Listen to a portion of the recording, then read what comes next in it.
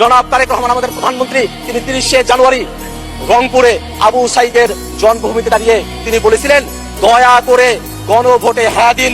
দয়া করে গণভোটে হ্যাঁ দেওয়ার কথা বলে তারা এখন এসে গণভোটে রায় মানতে কেন চান না, সেই প্রশ্নটা আমরা মাননীয় প্রধানমন্ত্রীর কাছে করতে চাই।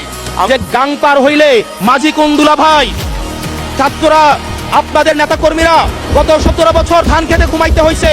যে আমাদের সন্তানেরা রাস্তায় দাঁড়িয়ে সেদিন কি প্ল্যাকার্ডে এটা লিখেছিল যে আমরা একটা ফ্যামিলি কার্ডের জন্য আজকে রাস্তায় দাঁড়িয়েছি?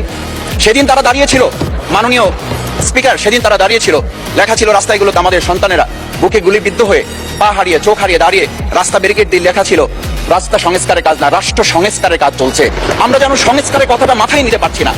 পার্থ যখন বক্তব্য দিচ্ছিলেন, উনি যখন বললেন যে সংবিধান যারা ছুঁড়ে ফেলতে চায় তাদেরকে স্বাধীনতা বিরোধীর সাথে উনি অ্যালাইন করলেন। আমি কৃষক শ্রমিক প্রত্যেককেই ধন্যবাদ জানাচ্ছি যারা অস্ত্রের বিপরীতে দাঁড়িয়ে আমাকে নির্বাচিত করেছেন।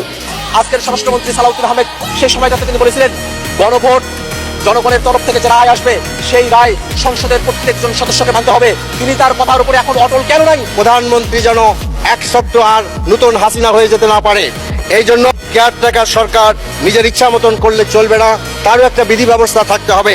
মাননীয় স্পিকার, গণতন্ত্রের জন্য যিনি আপোষহীন লড়াই করে গিয়েছেন বেগম জিয়া, উনি বলেছিলেন যেদিন জনতার সরকার প্রতিষ্ঠিত হবে, যেদিন এই পার্লামেন্ট জনতার সরকারের কাছে যাবে, এদিন এই সংবিধানকে ছুঁড়ে ফেলা হবে।